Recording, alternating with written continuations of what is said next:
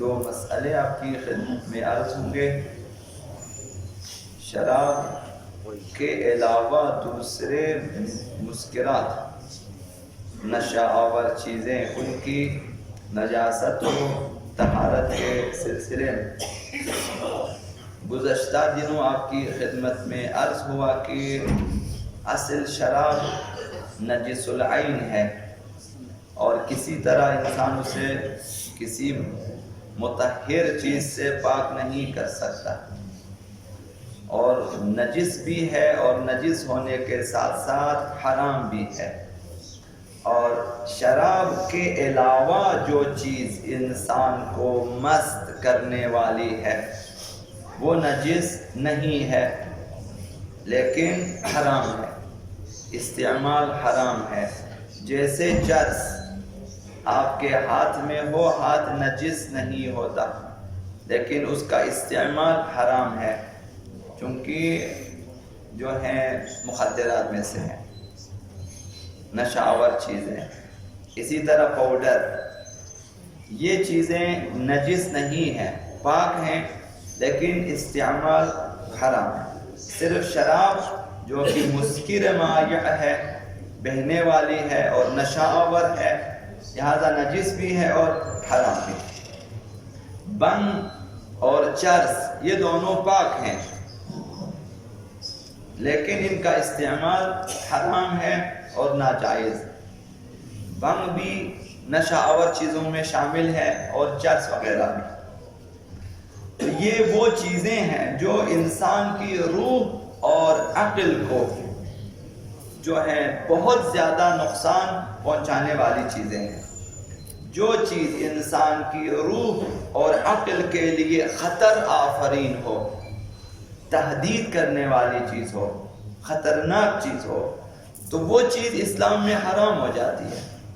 یہ قاعدہ ہے۔ جیسے مشروبات الکلی، الکل والی تمام مشروبات انسان کی روح اور عقل کے لیے بہت زیادہ نقصان دہ ہیں، اس لیے اسلام نے اسے حرام قرار دیا۔ اولاً جسمانی نقصانات ہیں وہ بھی بہت زیادہ ہے۔ الکلی مشروبات اور نشہ آور چیزوں سے اب آپ دیکھ سکتے ہیں معاشرے میں جو لوگ جو ہیں ان لعنتوں کے عادی ہو چکے ہیں، ان غلط چیزوں کے، آپ دیکھیں ان کی جسمانی حالت کیا ہے، روحانی حالت کیا ہے۔ یہ ٹھیک سے دو باتیں، دو جملے اچھی طرح سے ادا نہیں کر سکتے، تو یہ ان کی روح اور عقل اور جسمانی حالت آپ دیکھ رہے ہیں۔ تو یہ چیزیں جسمانی اعتبار سے بہت زیادہ نقصان دہ ہونے کے علاوہ انسان کے دماغ اور انسان کی عقل پر ہولناک ضرب کاری کرنے والی چیزیں ہیں، بہت کاری ضرب لگانے والی چیزیں ہیں۔ اس لیے اسلام نے ان چیزوں کو حرام قرار دیا ہے۔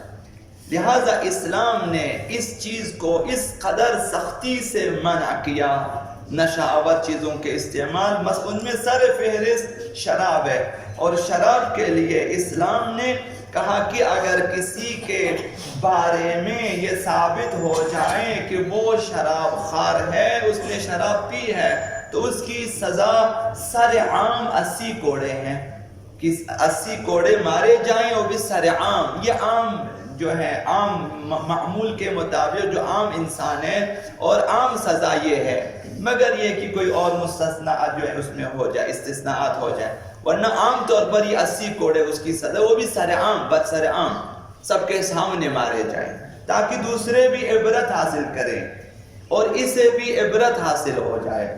تو اگر یہ چیزیں خطرناک نہ ہوتی، اسلام اس قدر شدت سے منع نہ کرتا۔ اسی طرح ہر وہ چیز جو انسان کے ارادے کو کمزور کرنے والی ہے، انسان سے ارادہ چھیننے، وہ انسان کس قدر کمزور ہے، یہ تو نشہ آور چیزوں کی بات ہے۔ ایک انسان اس قدر کمزور ہے کہ سگریٹ اور نسوار کے مقابلے میں بھی ہار جاتا ہے۔ ان کے ارادہ کس قدر کمزور، کتنے افراد ہوں گے ہماری طرح جنہوں نے بارہا قسمیں کھا لی کہ ہم آئندہ سگریٹ نہیں پئیں گے، کہ پھر پی لیتے ہیں، یعنی یہ ارادے کی کمزوری. جب سگریٹ کا یہ حال ہے، بعض لوگ تو مثلا کولڈ ڈرنک کے بارے میں اس قدر کمزور ہیں کہ وہ مثلا میں نے سنا ہے کہ وہ بتایا کہ بھائی اس کے بغیر ہم کھانا کھا ہی نہیں سکتے، پیپسی کولا کے بغیر ہم کھانا نہیں کھا سکتے، کوک کے بغیر ہم رہ نہیں سکتے. اس قدر انسان کے ارادے کو جب ایک بوتل انسان کو کمزور کر سکتا ہے تو یہ جو چرس ہیں، ہیروئن ہے، شراب، یہ پھر کیا کرے گا انسان کو. بعض انسان رمضان المبارک میں نسوار کی وجہ سے بے قرار ہو جاتے ہیں، ان کے ارادے کمزور ہو جاتے ہیں. کتنے استفتاءات مجتہدین سے کیے گئے ہیں سگریٹ اور نسوار کے بارے میں کہ کیا ممکن ہے کہ ہم رمضان میں سگریٹ پئیں، کیا ممکن ہے کہ ہم نسوار کھائیں. یعنی ارادے اس قدر سگریٹ اور نسوار کی وجہ سے کمزور ہو جاتے ہیں. تو اب شراب انسان کے ساتھ کیا کرتا ہے. یہ تو بے شمار قصے تاریخ میں درج ہیں کہ شراب خواری نے انسان کو کہاں تک پہنچایا، کس جہنم تک انسان کو پہنچایا. اسی لیے ہر وہ چیز جو انسان کے ارادے کو کمزور کر دیتی ہے اور غیرت انسانی کے لیے خطرناک ہے. سور کا گوشت کھانے والے، اس کی غیرت مر جاتی ہے، وہ مکمل ایک شہوت سے بھرپور انسان بن جاتا ہے. اب اس کے نزدیک غیرت نام کی کوئی چیز نہیں ہوتی. تو وہ چیز جو انسان کی غیرت کو ختم کر دیتی ہے، سختی سے انسان کو سنگ دل بنا دیتی ہے. بعض خوراکیں ایسی ہوتی ہیں کہ انسان کو سنگ دل بنا کے انسان کے سامنے بچے قتل ہو جائیں، بوڑھے قتل ہو جائیں، عورتیں قتل ہو جائیں، کوئی فرق نہیں پڑتا ان پہ. تو وہ چیزیں جو انسان کو بے رحم بنا دیتی ہیں، اسلام نے ان چیزوں سے منع کیا ہے. جیسے سور کا گوشت، جیسے خون پینا. اسلام نے قصائی کے مشغلے کو بھی مکروہ قرار دیا ہے کہ یہ کام نہ کرنا، تم سنگ دل ہو جاؤ. روزانہ جانور کاٹ کاٹ کے سنگ دل ہو جاتا ہے. اب اس کے سامنے کسی کو بھی قتل کرنے پرواہ نہیں ہو، دل اس کا سخت ہو چکا ہوتا ہے. لہٰذا جو قصائی کا پیشہ ہے مکروہ ہے، چونکہ اس کا جو سارا تعلقات اس کے جانوروں کے قتل سے ہے، ذبح کرنے سے ہے. یہ بھی مکروہ ہے مثلا. لہذا سور کا گوشت کھانے سے پابندی لگا دی اسلام نے کہ حرام ہے، خون حرام ہے اور مردار خواری حرام ہے. ان سے انسان کی غیرت ختم ہو جاتی ہے. اب جب بعض مجتہدین نے دیکھا کہ سگریٹ اور یہ جو جتنے بھی دخانیات ہیں نشے سے ہٹ کر، جس میں سگریٹ ہیں، حقہ ہیں، شیشے ہیں اور یہ بیڑی ہیں، پائپ ہیں، یہ چیزیں مثلا سر فہرست حضرت آیت اللہ مکارم شیرازی ہیں، ان ساری چیزوں کو حرام قرار دیا ہے کہ سگریٹ پینا حرام ہے، سگریٹ کی خریداری حرام ہے، مثلا سگریٹ رکھنا، مثلا اسی سگریٹ کا کاروبار. اسی طرح بعض اور فقہا بھی ہیں، البتہ عمومی طور پر نہیں ہے. عام طور پر فقہا نے سگریٹ وغیرہ کے حرام ہونے کا فتویٰ نہیں دیا، لیکن بعض فقہا جن میں سر فہرست حضرت آیت اللہ مکارم شیرازی ہے، انہوں نے خود کتاب لکھی ہے سگریٹ کے بارے میں، بلکہ صرف دخانیات کے بارے میں، مکمل سگریٹ، حقہ، پائپ، بیڑی سب کتاب بھی لکھی اور ساتھ میں فتویٰ بھی دیا ہے کہ حرام ہے اور قطعی حرام ہے. اس میں بھی کوئی احتیاط بھی نہیں ہے، حرام ہے. چونکہ انہوں نے کہا کہ جب مجھے ڈاکٹروں نے اور متخصص افراد نے بتایا کہ انسان کے لیے بہت زیادہ خطرناک ہے یہ سگریٹ نوشی اور دخانیات، لہٰذا میرے نزدیک قطعی طور پر حرام ہے.